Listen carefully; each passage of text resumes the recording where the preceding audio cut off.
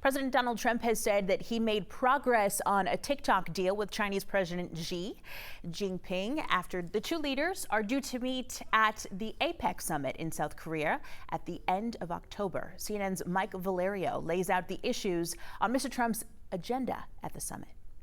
So with the U.S. president announcing that he's coming here to South Korea for the APEC Economic Summit, we're really watching two main storylines. The first one has to deal with South Korea and the United States. Will President Trump use this meeting to show that relations are improving between the U.S. and South Korea after that ICE raid in Georgia that detained more than 300 South Korean citizens? And the second storyline we're looking at is China and the United States. Will this meeting be the crescendo of trade talks, and will there be real clarity as to a trade deal and the myriad factors of a trade deal between the U.S. and China that so many of us have been waiting for months now? So that's where we're going to start, with China and the U.S., specifically with TikTok.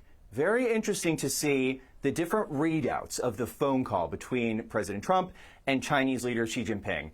President Trump on Truth Social writing, "We made progress on many very important issues," which also includes TikTok. And him writing at the end of his Truth post, "Appreciate the TikTok approval."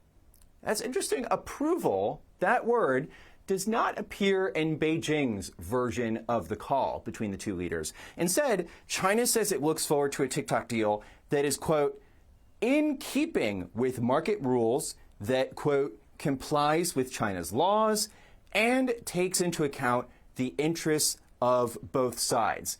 So the point here is that it seems as though both of these leaders want to take the metaphorical car to the same exit in the same direction.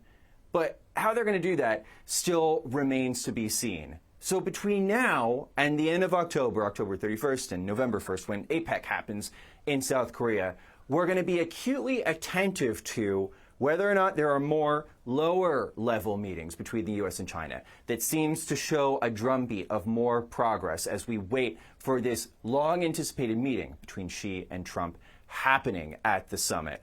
And then also, when we come back to South Korea, finally wrapping up, the president could use this as an opportunity to be on South Korean soil and show that real progress is being made to reform the visa system between the two countries, showing that perhaps there's an increase in the quota of visas given to South Korean citizens by the United States.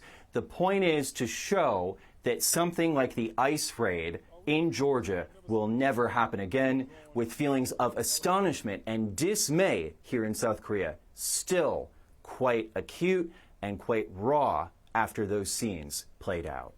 Mike Valerio, CNN, Seoul.